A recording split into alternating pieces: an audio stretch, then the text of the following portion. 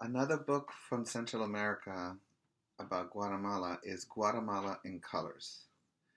Guatemala in Colors is written by Ann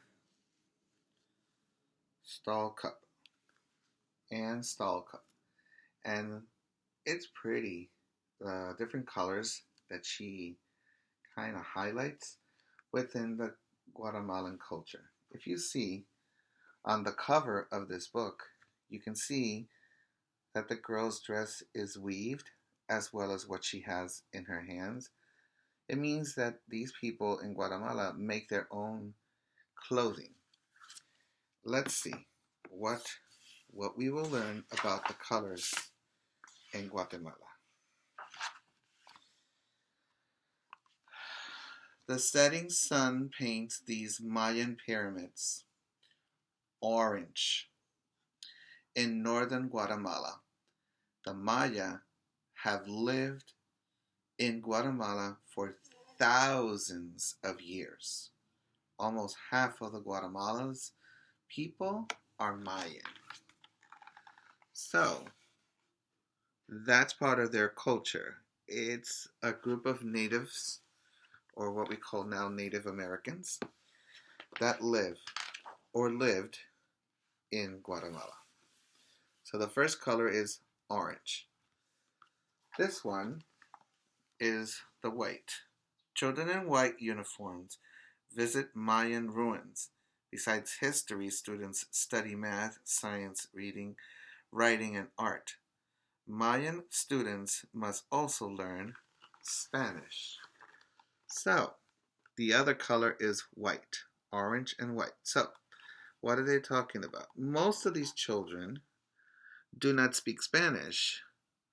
They speak their native tongue, which is a Mayan dialect or a Mayan language. And so they have to learn Spanish in order to communicate with the rest of the community in Guatemala. Interesting, right? Yellow is the next color. Yellow. Tourists walk under a yellow archway in Antigua. Antigua was once the capital of Guatemala. An earthquake destroyed much of the city in 1773. Today, visitors admire Antigua's winding streets and historic buildings. So yellow is the next color. We have orange, white, and now yellow. The next color is a color that I like, but it's a little lighter for my taste. But this is a color that Guatemala has. The Guatemalan soccer player in a blue uniform runs down the field. Soccer is a very popular sport in Guatemala. Many families go to soccer games on weekends, just like we do with football, we do with basketball, we do with baseball as well, and basketball and football. That's what they do with soccer in Guatemala. Did you notice that it's kind of a lighter blue? That's the color of the uniform or the jerseys that they use to play soccer. So we have orange, we have white, they said yellow, and now number 4 was blue. What do you think is the next color? Ripe red coffee berries grow well in the cool Guatemalan highlands, meaning the mountains. The berries are picked, dried, and roasted. Guatemalan coffee is sold to countries around the world. And if you've never tasted it, there is a supermarket in Garden City as well as in the city of New York that, and I'm probably sure around the whole United States, it's called Whole Food. And one of the coffees they sell in Whole Food is Guatemalan coffee. So it's this kind of berry that you're going to taste if you get to taste the coffee. So we said orange, white, yellow, blue, red. Take a wild guess for the next color. Not yet? Maybe. Black. Black howler monkeys live in Guatemala's rainforests. They eat fruit, leaves, and flowers. Their strange howls can be heard from miles away. So black is the other color. Black. Does anybody remember so far the colors that I said? Let's see. Orange, white,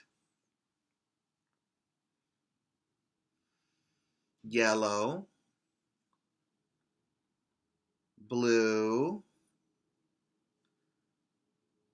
red, and this last one was black. Good. Many Mayan families live in white homes with grass roofs. The walls are built with adobe bricks.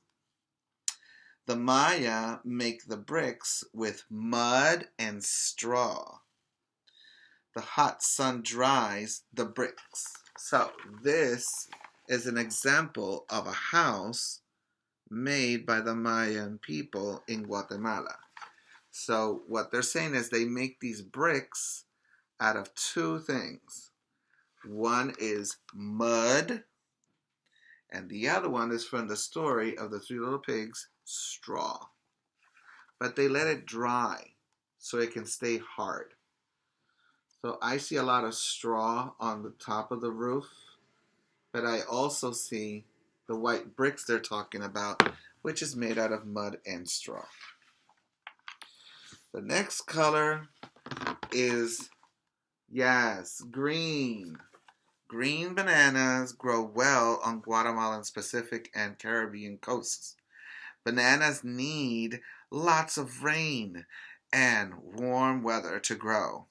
Bunches of bananas are shipped to other countries. And as a matter of fact, here in New York, we've had the privilege of getting bananas from different parts of the world. One of them is Guatemala. I mean, I've seen them from Ecuador. Some of them are brought from Colombia, but I've also seen Guatemalan bananas sold here in the supermarkets. Brown is the next color. Fried brown buñuelos are a favorite holiday treat. They are made from flour, water, eggs, and butter. Yum. A sprinkle of powdered sugar makes them extra sweet. So whatever you see on top of the buñuelos is that white sugar. It's called confectioner. That makes it a sweet taste to the buñuelos. Now, they are fried. I've never seen them in other ways of being, but I've seen them fried. And then you just toss them around with the white powder, which happens to be white powdered sugar. Very good and tasty. Well, let's go back to those three colors. Green, red, and white.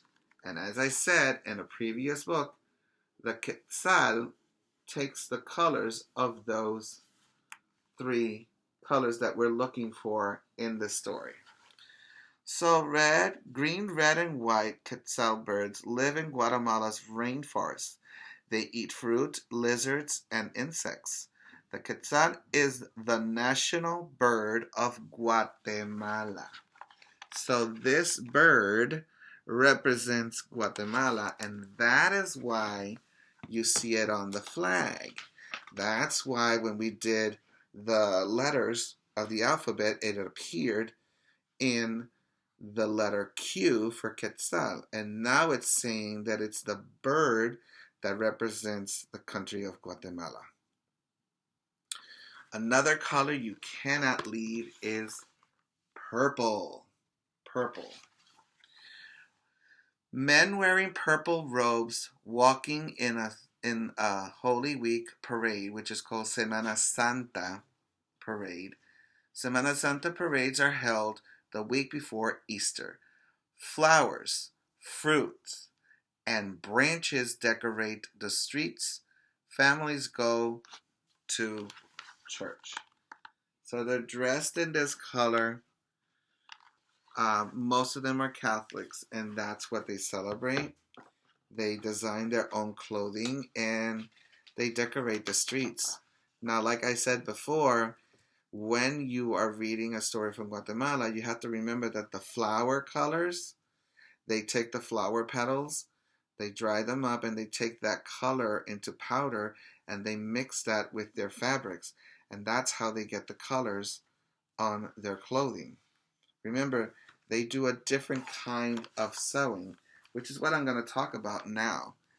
A Mayan woman weaves strips of clothes or strips of cloth with blue thread. The strips are used to make shirts, skirts, and pants. Dyes from plants and minerals give the thread its rich color. Many women sell the clothing they make at markets. So, this that you see that the lady is doing is called weaving. They take that little stick that you see in her hand, right up here, and you see that the blue is joining all the other colors. Look at all the other colors that she's weaving with. You see the red, you see the orange, you see the green. She's doing that to make an outfit, just like the outfit that she's wearing. Look at this one. It has lots and lots of details. That's what art is all about. These Mayan children wear blue and red clothing. Each village has its own special clothing design. In cities, Guatemala's wear store-bought clothing. So, these are clothes, only red and blue. And if you see, each one of them is completely different one from the other. I love that. I love that they're not all the same. So it keeps it a little different. And here's the flag, like I said before, the country of Guatemala, and the currency. The currency means the money that they use to buy and sell at the market, at the bank, where you're working. And their official language is obviously Spanish. So, here's the glossary. Here are some more facts. And it's the end of the story, Guatemala in Colors by Ann Stalcup. This is a beautiful book. You should have it. It's very easy to read. And if you're from Guatemala, what better book to get from your country and about your culture? Because it really shows what you do. Remember, smart is not something you are. Smart is something you get.